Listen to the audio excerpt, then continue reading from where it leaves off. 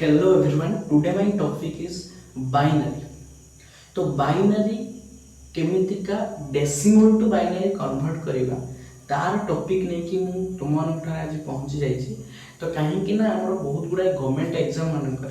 तो binary decimal to binary convert करने पकाए जो थे आम बाइनरी आगुरी जाचु बाइनरी गोटे लैंग्वेज मॉडल कंप्यूटर जहाँ कंप्यूटर प्रोसेस जहाँ नंबर हिसाब से बुझे नंबर को तो से डेसिमल संख्या को बाइनरी बुझे। तो प्रथम से बाइनरी को आम जदि आम डेसिमल को आम कन्वर्ट करवा बाइनरी रे तो तापाई एमती गोटे आम टेबुल मु डिजाइन करी जहाँ decimal to binary convert table हिसाब से जहाँ हमको सहज हम बुझापी से आम कौन कथा प्रथम आम देखीदा ये टेबुल कौन रही है कि 1 2 4 8 16 32 64 128 रही। तो आम कहीं भैल्यू नहीं ना तार टे सर्ट प्रणाली बुझाऊँगी ये 2 टू पावर 0 कतु आरंभ करके 2 टू पावर 7 पर्यटन नि अर्थात 2 टू पावर 0 जे 1 2 टू पावर 1 जे 2 2 टू पावर 2 जे 4 2 टू पावर 3 जे 8 2 टू पावर 4 जे 16 2 टू पावर 5 जे 32 2 to power 6 equal to 64 2 to power 7 तो 128 अर्थात ये 8टा बिट अर्थात आम जहाँ बाइनरी कन्वर्ट करने जाऊँ डेसिमल टू बाइनरी कन्वर्ट कर डेसिमल संख्याटा 1 डेसिमल संख्या 1 डेसिमल इक्वल टू 1 बाइट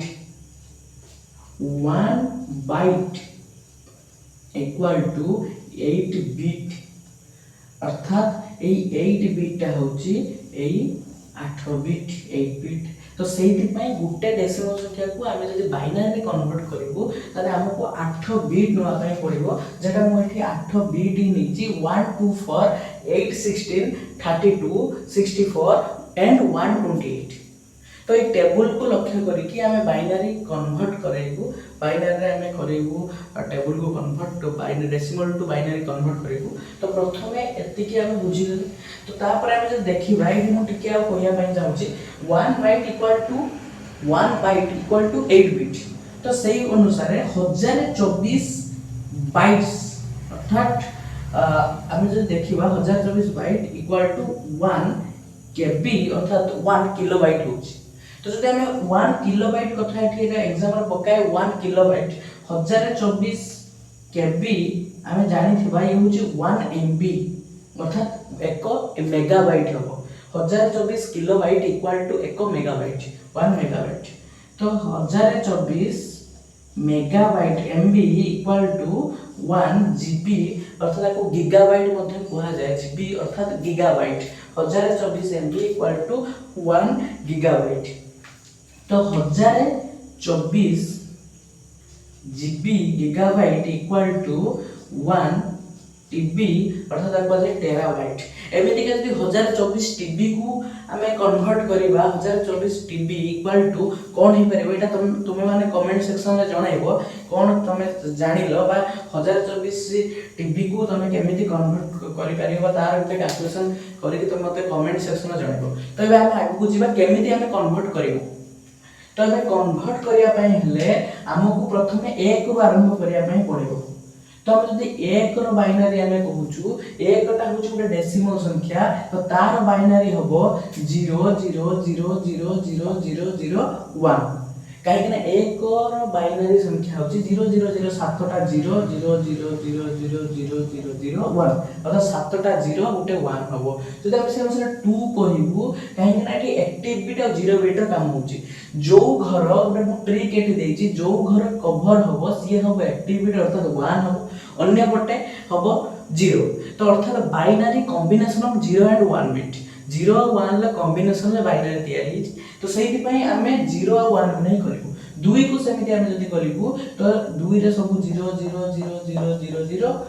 1 0 कहीं 1 0 है कहीं आम 2टा कभर हो 2 घर तो 2 घर जब कभर होची ताले 2 घर आम रखा 1 तो गोटे रखा 0 1 0 से 3टा केमी हम तीनटा सबू हम 0 0 0 0 0 0 तमें जो कह कि सर ये तो तीन नहीं माने आमर ये घर ना कौन हम ताहले तीनटा हाँपाई 2 युक्त 1 हम अर्थात एठी 1 एठी 1 अर्थात 3 रो बाइनरी हम 0 0 0 0 0 1 1 एमिति बाइनरी कन्वर्ट हो पारिबो। तो सेही भली आमे टिके जिबा बड़ संख्या को जिबा जेमितिका केमितिका बाइनरी आमे कन्वर्ट करि परिबा बड़ संख्या रे। तो आमे टिके मुबे देखिया पई चाहिए कि बड़ संख्या रे केमिति आमे बाइनरी कन्वर्ट करि परिबा। जेमितिका मुबे ट्रिक दवा पई चाहूची आमे कहबा कि जदि आमे 17 रे बाइनरी खोलिया पई चाहूचु तो 17 रे केमितिका बाइनरी खोलिबा 17 रे खोलिया पई हेले हमहु करते हबो 16 युक्त 1 करते हबो 16 युक्त 1 करते हबो अर्थात आमे 0 0 0 1 0 0